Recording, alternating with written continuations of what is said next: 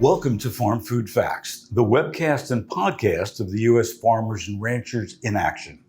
In today's episode, we meet the authors of Net Positive, How Courageous Companies Thrive by Giving More Than They Take. It's the best-selling book that Financial Times named as one of the best business books of the year. Andrew Winston and Paul Polman teamed up to write the book that has as its core the argument that the companies of the future will profit by fixing the world's problems and not by creating them. Polman is the ex-Unilever CEO who increased his shareholders' returns by 300% while ensuring that the company ranked number one in the world for sustainability for 11 years running. Teaming up with Andrew Winston, one of the world's most authoritative voices on corporate sustainability, they show business leaders how to take on humanity's greatest and most urgent challenges, climate change and inequality, and build a thriving business as a result. Paul works to accelerate action by business to achieve the UN global goals, which he helped develop, and in fact has been described by the Financial Times as a standout CEO of the past decade. Andrew is a globally recognized expert on megatrends and how to build companies that frankly thrive by serving the world. Named to Thinker's 50 list of top management thinkers in the world, he's a best-selling author and received degrees in economics, in business, and environmental management from Princeton, Columbia, and Yale. Andrew recently wrote in the Sloan Review how ESG, which stands for Environmental, Social, and Governance, has become the dominant term. Within the narrow world of the sustainability expert community, the battle royal is raging about sustainability versus ESG and the implications of shifting these semantics. Gentlemen, welcome to Farm Food Facts. Thanks for having me. Glad to be here. Thank you so much. Andrew, you first. What is Net Positive and why is it relevant to agriculture?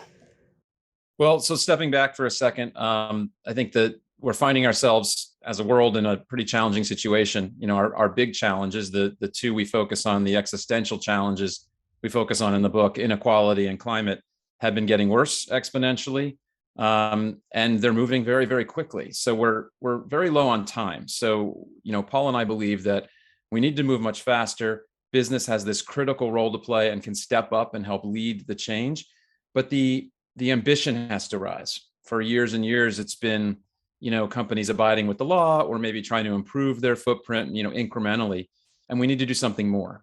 So we're defining net positive, a net positive business, as one that improves the well-being of everyone that they touch, that solves the world's problems, doesn't make them worse. And that's how the company profits and thrives. And one of the key kind of principles of this business is taking real ownership and responsibility for how your business impacts the world throughout its value chain, whether it's intended or not. And there's huge opportunity in this. There's obviously huge footprint issues, but there's huge opportunity to fix these problems and actually profit from doing it. And I think food and ag, you know, food and ag is one of the biggest sectors in terms of emissions. It has one of the biggest impacts on our society. So the opportunity is just vast, right, for agriculture to move from being a net emitter to using things like regenerative agriculture, better practices that I know are being discussed very heavily in the agriculture industry, and for the value chain to work together, for the food companies and food processors to work with the farmers and change the whole system so that the footprint is better and we're actually using agriculture to improve the world and not create more damage.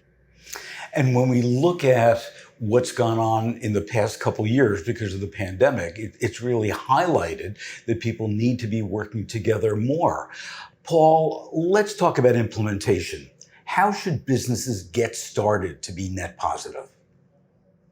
Yeah, the first thing we want to do, Phil, is thank you and thank Aaron, because you actually are setting the example with the U.S. Farmers and Ranchers in Action. And you're doing that with the Decade of Ag, where you're looking at changing the way we can get to climate and nature positive solutions. You formed the coalitions of 1.6 or 1.8 million farmers, so you have a critical mass. You're actually looking at how to turn it into regenerative agriculture and making it carbon positive. So you're well on your way, I believe, to being a net positive company. Nelson Mandela said, it always seems impossible until it is done. And I think that is the case here as well. It starts in our book with the human transformation, which we think is at the base of the company or systems transformations. Rumi, who was a 13th century poet, said it very well when he said, yesterday I was smart, I tried to change the world. Today I'm wise, I'm starting to change myself. So unlocking the company soul, as we call it, putting purpose in the middle, is probably the most important thing. In Unilever, we went back to the core of the company. It started with Lord Lever trying to address the issues of hygiene, making hygiene commonplace, as he called it. We built on that and created a core purpose, making sustainable living commonplace. Once you have that purpose in your company, why you are here, how you're going to make a difference in this world, then you need to look at the biggest impact that you can make. The first thing you do is, within your total value chain, well beyond scope 1 and 2, you look at your total impact. For us, a net positive company is a company that takes responsibility of all of its impact or consequences, intended or not. Many companies like to outsource their value chain and also outsource their responsibility. That doesn't work anymore. If you're a food company like Unilever, most of the climate emission is in deforestation or food waste in the value chain or degraded land. So look at the whole thing and set targets that science requires us to set. Here again, many companies are setting targets that they think they can get away with. They play not to lose versus playing to win. So setting ambitious targets is important. If it doesn't make you feel uncomfortable, or if you already have the answers, then these targets are not good enough. Once you've set these targets, make them public, become human and say we can't do it alone. These are enormous transformations that need to happen, also in agriculture, and they require the partnerships, many of the partnerships that you are initiating and are being involved in. So it takes that courage that we need to establish these partnerships. And ultimately, you need to work with governments and civil society as well. There's a lot of rules, laws, regulations, or frameworks that are actually pushing us in the wrong direction. So how can we get all together moving this forward? A good example would be the perforce subsidies that you find in the world, well over 600 billion in agriculture still, that actually drive you to the wrong practices. The European cap policy is very debatable. So how can you get these broader systems changes? And these are also, at the same time as we explain it, the hallmarks of a net positive company. So, Paul, those naysayers, whether it be the CEO of a CPG company or government or anything else, what would you like to, grab them by the lapels and say to them to get them to be net positive? So most of the companies are aware of what needs to be done. I think we have seen an enormous change also since COVID in the companies making climate commitments, and looking at the issues of human rights in their value chain, and looking at their governance, fair representation of the different groups of society in their companies. We're broadly moving. Although there are naysayers, they are increasingly becoming a minority, in my opinion. So the issue is not what direction we need to go. There is 95% of the CEOs don't want to go back to where we came from before COVID. We've all discovered that we can't have healthy people in an unhealthy planet. We've also all discovered that we can't have infinite growth on a finite planet. So this increasingly, we see this net positive thinking coming in. Commitments by Nestle or Unilever to move to regenerative agriculture, by Walmart to protect 1 million square miles of ocean, by Microsoft to take carbon out of the air since they started in 1975, and so forth. So what we focus on really with this book is get a critical mass of companies to get together, increasingly in these partnerships that we talked about, to accelerate the move to net positive. The biggest reason for doing that, next to the moral reasons of making this world function for everybody, and preserving it also for future generations, which is absolutely key, is that we now are at the point in the history of humanity, unfortunately, but perhaps helpful, where the cost of not acting is actually becoming higher than the cost of acting. Even the farmers incurring enormous costs as a result of the disruptions in your value chain. You see the enormous volatility in pricing. It's becoming a food security issue because our systems aren't working. So people are even more sensitized, I think. And we're at the point that you take COVID, we've spent $17 trillion in Europe and the US alone to save lives and livelihoods. We have lost $25 trillion, according to the IMF, this decade alone in global economies. We're nowhere near out of the woods. That is infinitely more, Phil, than what it would cost us to address the issues. Restoring biodiversity has a return of 18 times for every dollar invested. Moving to regenerative agriculture, according to most studies that have been done, give you a return of 1.5 to 2 times the investment. These are opportunities that smart companies seize, and these are opportunities that the financial community increasingly wants to invest in. Well, you're a great role model for what a CEO can do and be successful at. Andrew, what's the role of farmers and ranchers in getting them to be net positive? Well, I mean, we've talked quite a bit about the idea of regenerative agriculture. I don't think this is new to the community. I was speaking at a National Farmers Union event right before the pandemic, and it was on the agenda. It was like the main session at lunch, and it wasn't a sustainability event. It was just their annual event, and they were talking regenerative agriculture. So I don't think we have to kind of lecture people on that there's this opportunity for farmers and ranchers to change their practices in a way that starts to sequester carbon, that reduces runoff, that just creates a much more positive impact on the land and on the people living near and on it.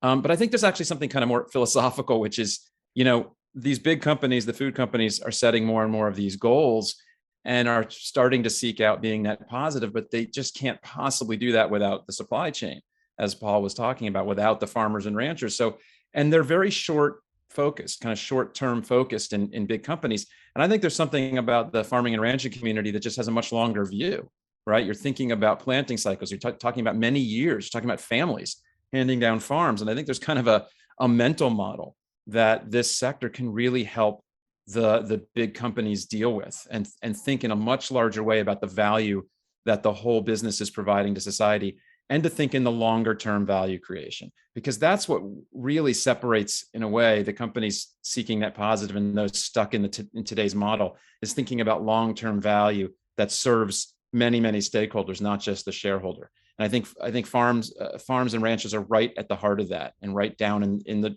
actual dirt, right, doing the real work. So it's interesting to me because what you just articulated, I never thought about before, and probably a lot of our viewers haven't either, that when we look at farmers and ranchers, they have been, generation after generation after generation, they think very long term. And especially with public companies, they think very short term. And it's interesting. And my question is, how can we get them to understand each other's values, and try to get some of these CPG companies and retailers to think more long term? Well, I'll let Paul, because Paul's doing a lot of work on this. I'm bringing together sectors. I'll just say it kind of ties to everything we've been talking about partnership and bringing together different perspectives. So you're kind of listening to each other, right? And I think some of that, I tell this to companies all the time, some of that's about bringing in younger voices. I find when you see these conversations in the farming community, when there's the younger members of the families, the ones kind of taking it over, they tend to think in more sustainable terms. There's more at stake for them. And I think companies and governments all have to start listening to younger people, the young millennials, the Gen Z, and they bring in a longer term perspective. I think that's one of the main things that can help.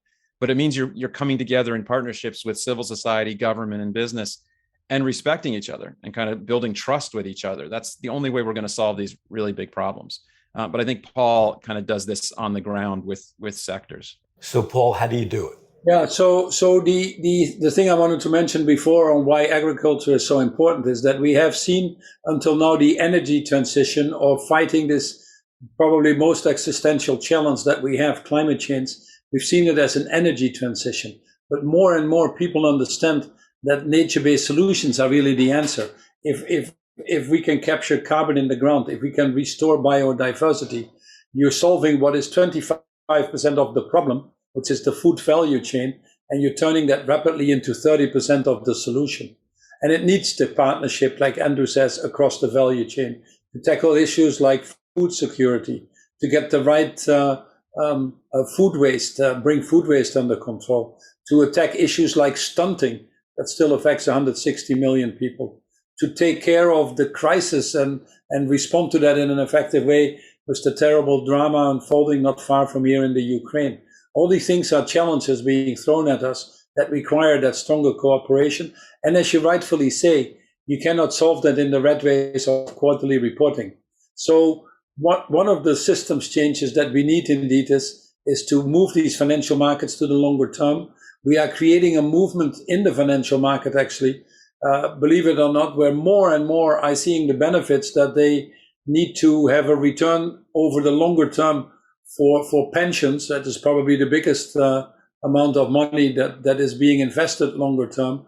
But they are also starting to realize that these pensioners need to have a world that they can live in. So increasingly, we are seeing alignments between actually the financial market, rapidly moving from risk mitigation to seizing the opportunities that this greener, more inclusive economy offers, and actually pushing for longer term. Interestingly, if I may say, more of the pressure now seems to come from some of the boards that haven't quite adjusted yet. Boards are often grew up in another time, did a very good job, but the challenges are different now. Very few boards represent society, even still today. Very low levels of climate or ESG competence on the boards. And most of the CEOs or CFOs feel that the pressure comes from that. The third area that we need to work is actually the legislative environment to provide that space. The work that you're seeing happening with the SEC in Europe here with the taxonomy, the Sustainable Standard Board, where we work together in not only looking at optimizing financial returns in its narrow definition of often Milton Friedman, which frankly hasn't worked if you look at where we are, but also includes social or human or environmental returns. So these are some of these efforts. And again, these system changes, these broader system changes need to happen in partnership. And for this partnership, you need trust. In order to get trust, you need to be trustworthy. So companies themselves need to show that they can operate in a responsible way before they can work together. And one of the chapters in our book, which is interesting to read, is what we call the elephants in the room, which are really the tougher challenges. You cannot make big commitments on climate change, but then have your trade association lobby the other way. You cannot say you care about people who see their purchasing power erode and then move your CEO salaries up at high levels. What about your human rights in the value chain? Corruption that has crept in politics, the money in politics, but also in your value chains. These are some of the tougher challenges. And these challenges for the food industry would be really, how can you shift consumers to more sustainable proteins? How can you use, what is the role of biofuel when there is a food security crisis? How can we get GMO or technology faster implemented on increasing crop yields and output, if you want to? The role of perforce subsidies that are everywhere still in this category that I talked about. So you need to form these partnerships to move these boundaries away together that then allows us or gives us the breathing space to do the right thing. Fortunately, we have 10, 15, at best 20 years to address this issue, but we need to start today to allow to that longer term planning. Any farmer that is listening knows that they cannot turn it on in 1 or 2 minutes. And I have to acknowledge, I just bought a farm in England, so I belong to the group and I see the challenges clearer now than even before. This needs a multiple year planning and everybody working in that direction to get truly to what you might call regenerative agriculture. Well, thank you both very much for joining us today on Farm Food Facts, for your commitment to US FRA, and for writing this very important book. I thank you. Thanks so much. Thank you. For more, about all food and agriculture, please visit us at farmersandranchers.org. Also, be sure to visit us on Facebook and Instagram at Farmers and Ranchers, as well as on Twitter and LinkedIn at USFRA. Until next time.